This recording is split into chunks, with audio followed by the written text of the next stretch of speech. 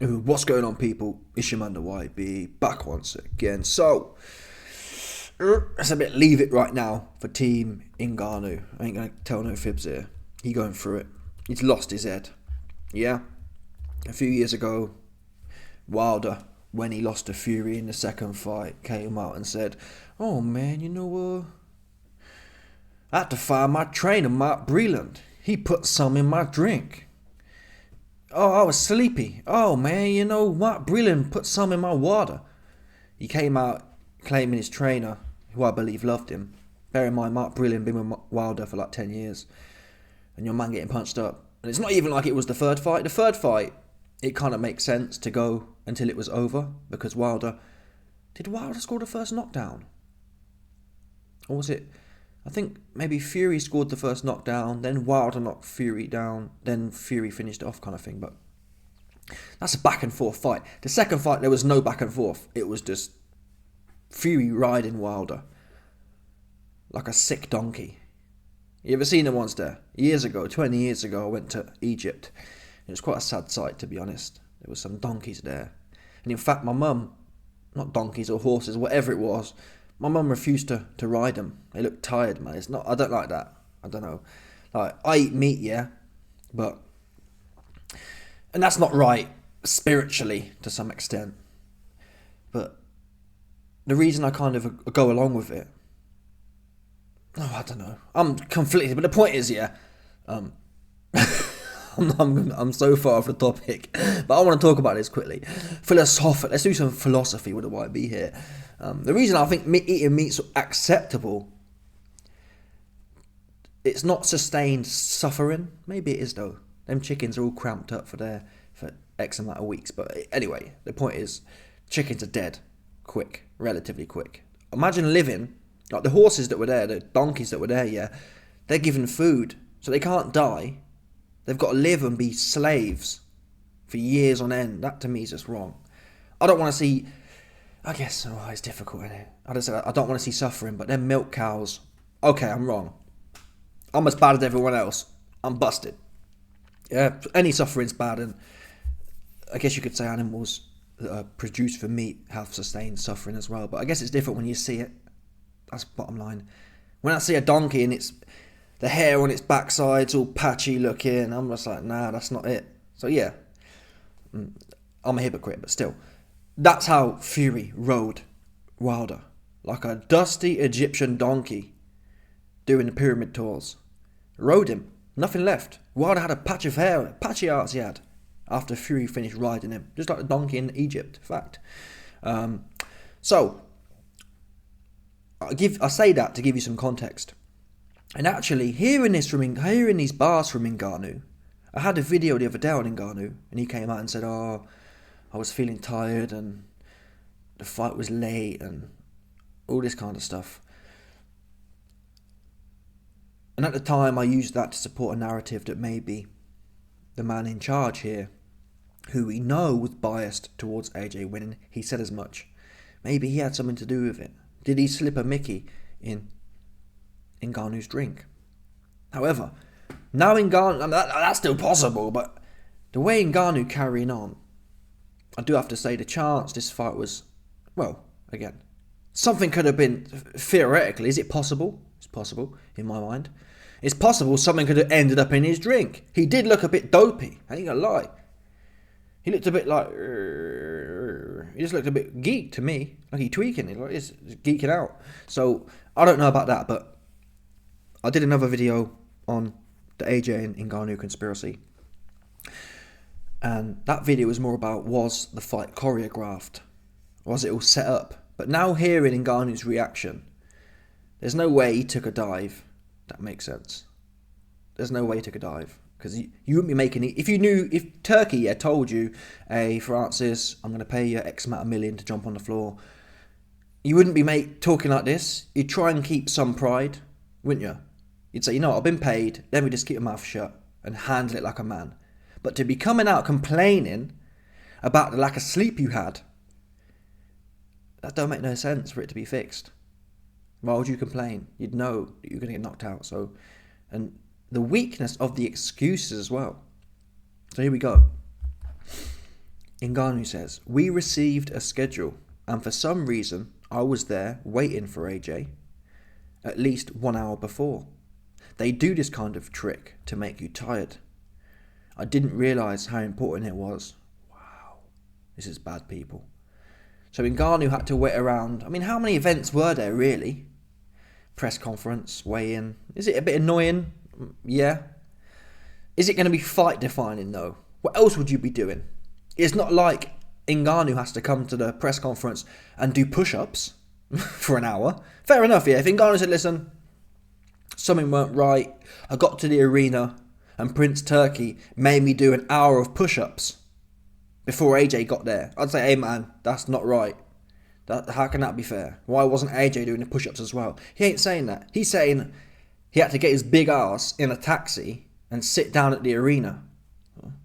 Again, what's the alternative? Okay, you could have been sitting at your hotel room, but is it really stressful? It's not ideal by no stretch of the imagination. But it's not going to be fight defining. Sitting at the press conference for an hour waiting for AJ or sitting at your hotel room, it's inconvenient, it's not fight defining. It's not, "Oh, I'm going to get knocked spark out in 2 rounds and not land a punch" defining. That's what it's not. So, hearing these comments from Ngannou's actually good from my point of view. I was 75 to 80% sure that AJ, this whole thing was legitimate, but now I'm getting towards the 90-95% sure that there's nothing going on. There was no skullduggery behind the scenes, because no one can be this sour. Anything that's fixed, why would you be this sour for? You'd be trying to keep attention off you, wouldn't you? If you knew you pulled off a bank robbery, you'd be saying, "Listen, let me just lay low now in, where's he from, Cameroon, and post up here with some bad things and stay off the map. Keep the heat off me." But Ngannou, he talking too much. He talking like a man who's never felt that kind of situation before. When Ngannou lost to Stipe, it was expected. Oh, a man can out-wrestle you. We all knew Ngannou could be out-wrestled. We never knew a man could knock his block square off. And if you look into Ngannou's career, he was a man who always had a big ego. Dana White reported on it. Dana White said after he won the Stipe fight, I think it was, or he won some sort of fight, and was going into the Stipe fight, and he wasn't even training. He'd be in France somewhere messing about, and then he'd fly in like 4 weeks before. So he's always had that raw confidence. And rightfully so. He goes in there and takes people's heads off. He takes Stipe's head off. He half takes Tyson Fury's head off. And you could see the confidence. That humble demeanour was fading. He was talking more. "Hey, AJ, if I hit you on the chin, mate, you ain't going to hold a shot like Fury did." Ngannou was never that guy. He was turning into that guy. What happened? Same as Wilder. Wilder had the same kind of ego. "Oh man, han måste finna division." Yeah? Blood. He'd be talking too much. And then he got his cherry popped. And these guys with these big egos, which you arguably need to be somewhat successful in this game, you have to have that confidence. If you didn't believe in your chin, if you didn't believe in what you were doing, make it a damn sight harder. To go in there with doubt before the bell's even gone, uphill battle. Equally though, when you have this big inflated ego, when it gets popped, as Wilder's did, and as Ngannou's did, it's almost inconceivable for such an individual to look inwards. Ngannou ain't saying, "Oh, wait there a minute, my feet are hella slow, and my jab was predictable, and I'm not a boxer." No, it's everyone else's fault. Yeah, oh, it's the 1 hour sitting at a press conference fault. It took a toll on me. Notice this though.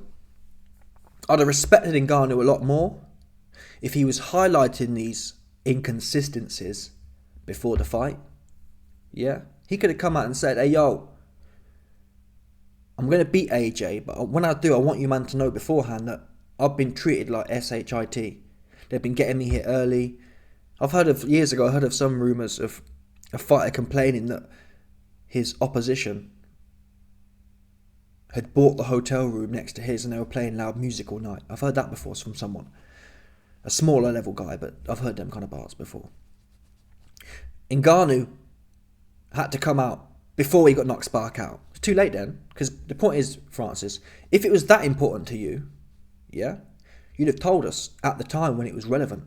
What you don't do is sit on it, get knocked spark, because if Ngannou had won, he wouldn't have mentioned it. And that's why it's an excuse. Yeah? If you were that bothered, you should have raised public awareness. Hey people, I'm being mugged off here.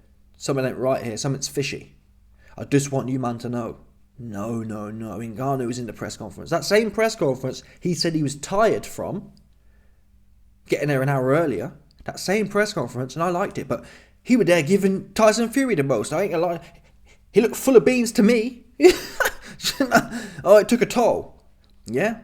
Francis, if it took a toll, you waited at the press conference an hour earlier, didn't show me. He wasn't in there sleepy. He was in there, shades on, pointing at Tyson. Tyson, you're lucky there's police here right now. You're lucky there's laws. Because if there wasn't, I'll step over this canvas right now, step over this stage right now, and wipe you out and wipe the floor with it. That's what he was saying. That's what he was on. Yeah, now someone's offering to step over the press conference and wipe someone out. Does that sound like a low energy individual to you? Does that sound like an individual suffering from low mood? I don't think so. He's full of beans, and rightfully so. But what we ain't going to do is do all this dip-dapping. Yeah? You was full of beans the whole way through in Francis, and you got in there and got smoked. So don't just start clutching at straws. Look inside yourself. That's what he must do now. Yeah? Or better yet, go take yourself for a blood test. They can test hair follicles for 90 days, Francis. That's what you need to do. Because I believe, if you believe you were really that tired, yeah? It wasn't because you went to a press conference an hour earlier. You need to test your hair follicles. And I guess that's actually probably, again, another reason why it probably wasn't rigged. Because if it was rigged, Francis would be able to go to... That's what he should do. Francis Ngannou needs to go to a laboratory. Yeah? And get his hair follicles tested for any kind of depressant chemical. And if it comes up positive and he hasn't took none, Francis, that's the only time I want to hear from you. Hey yo, I felt sleepy in the changing room. It didn't make no sense to me. So I took my sorry ass and got my hair follicle tested. 90-day retention. Or certainly hair retains more than... Or urine's like a few days and blood's even less, I believe. But either way, you get the point. Your hair follicle's multi-week. I felt sleepy and weak on the night. Things weren't lining up. So I took my ass to get my hair follicles tested. Oops. And it come back positive for the sleeper pills. Yeah? The Prince Turki bin Salman Sheikh had me off the Zannies in the ring. And I want some answers. That's what I want to hear from Francis. That for me would be breaking news. I was like, whoa! That'll be the biggest news and the biggest confirmation of the YB in history. But he ain't trying to do that. He's trying to speculate. Oh, well, I was tired at the press conference. Weak. Yeah? Francis, someone need to ask him, Francis, have you had your hair follicles tested for exogenous chemicals that you didn't put in your own body? That's the only player I'm interested in. Yeah, there ain't no lack of sleep got you knocked spark out. It was either... Well, there's two things now. I don't think the fight was fixed in terms of choreographed. That's a no. The only possibility, which is a small possibility, is someone put something in his drink. Yeah? As far as I'm aware, nothing gets out of your hair. I'm not a biologist, but if it's in there, it's in there. That's how they can test you 90 days later for things with your hair follicles. Generally, they don't do it because it's expensive, but 10 grand for Ngannou, nothing. Put 10 bags up here and put it out. You know what? I wouldn't even mind Ngannou speculating at this point. Let us know you're in that process. Hey, something went right. I've sent my hair follicles in for testing because some in my drink. But that in itself, again, this is really kind of going against the narrative that it was fixed, in my mind, because Okay, let's say someone did put something in his drink, yeah? Let's say the powers that be Rick Rossed him. Let's say the powers that be Rick Rossed Francis Ngannou. Yeah, let's say the powers that be put some Molly all in his champagne. And he didn't even know it. Yeah? Did Prince Sheikh Turkey Mohammed bin Salman put some in Francis Ngannou's drink and he didn't even know it? Yeah? Who would do that though? The risk of that. Would the prince take that risk? Well, tell I. We know that man ran up in some Turkish embassy. I wouldn't have taken that risk either. That was bait. They did it. So, I'm sorry people. All bets are off at this point. I've just deduced my own thing here. Yeah, they might do it. They on some stupid bits that get caught. So, who to say? But logically speaking, would anyone run the risk of that? Would anyone run the risk of, let's put someone in his drink? What if he gets tested? Then he'd know we did it, or he'd know someone. That's the problem, though. The same with the whole journalist thing in the Turkish embassy. It's still speculative. Yeah? Bin Salman comes out and says, oh, it wasn't me, it was some rogue agents. Distance himself. So, Turkey Sheikh Prince Turkey, yeah? Turkey Sheikh Prince Turkey could easily come out. Nothing to do with me, it must have been in this, that, the other. That means necessarily him. We'd know it was him. You see that one? We'd know it, but no one else would. Oh, deny it. I don't know. So obviously it wasn't actually the prince, and probably them man, the way them man do it, yeah, they'll probably hang someone for it as well. They'll get someone. Oh, it was this guy. They'll pick someone off the street, and it'll be him who hangs for it. But more time, it was the prince. That's how them man work. They always get some. I'm pretty sure that when Bin Salman, the crown prince of Saudi, Merkel, the journalist in the Turkey embassy, he then turned in the people who did it, and then claimed they're rogue agents. The sick, dread things, truly dread. When you get someone to do something for you, yeah, and then turn them in, that's just the biggest snake move going. But that's how their man operate. They ain't got no qualms. Like the rest of the leaders, this has been going on throughout history. Power corrupts. Absolute power corrupts absolutely, people. Do you understand? And that's why I say if a particular individual with this level of power wants a certain outcome, as he did, yeah? Mohammed bin Salman, he wanted the journalist dead. By any means. Took the guy out. This Turkey Prince Salman Sheikh, yeah? Turkey Prince Salman Sheikh, he wanted AJ to knock Ngannou out. His words. Desperate for it he was. Send this guy back to mixed martial arts, he said. Fact. So who's to say if he really want that bad, who's to say some crash dummy ain't pull up and slap something on Ngannou's skin? And he geeked from it. He just out there, just sleeping it off, nodding off like this. Off the Mexican super lab fentanyl. Who knows? I don't. But Ngannou's the one who can hold the answers here. Yeah, all this rah-rah about, I'm tired for an hour before the press conference. I'm tired for an hour before the press start. You're fucking killing me. I don't know whether they find me. This is whack, man. I had to say, I'm tired. I was tired. It added up. I had to sit at a press conference for an hour longer. He didn't even make it sound good. Like, he should have said, they got me to the arena 3 hours before. That would be like, at that point, I'd say, you know what? If you're having to go everywhere 3 hours before, that would get... Even then, though, it's not going to get you knocked spark out, is it? Sleep up, right? But even then, like I say, it's not that bad. Sitting around, it's not ideal, but it's not going to be...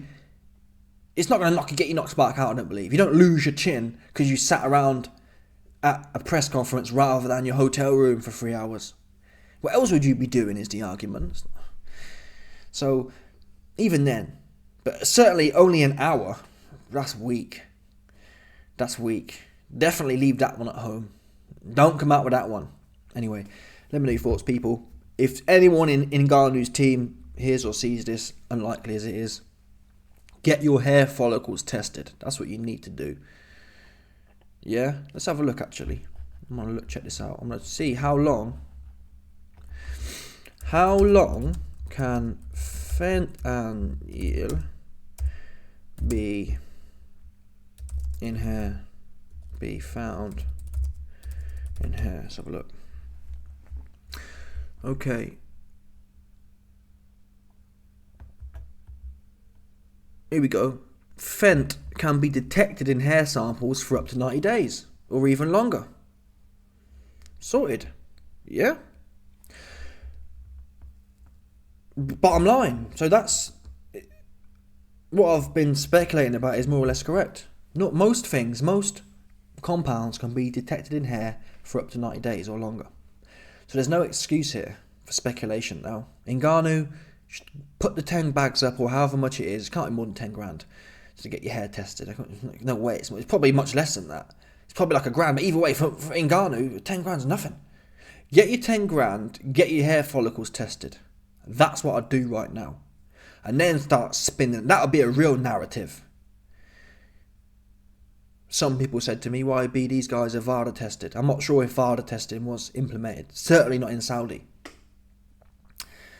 Who knows? You know what I'm saying? Is it? And even if it is, a lot of the times these companies, they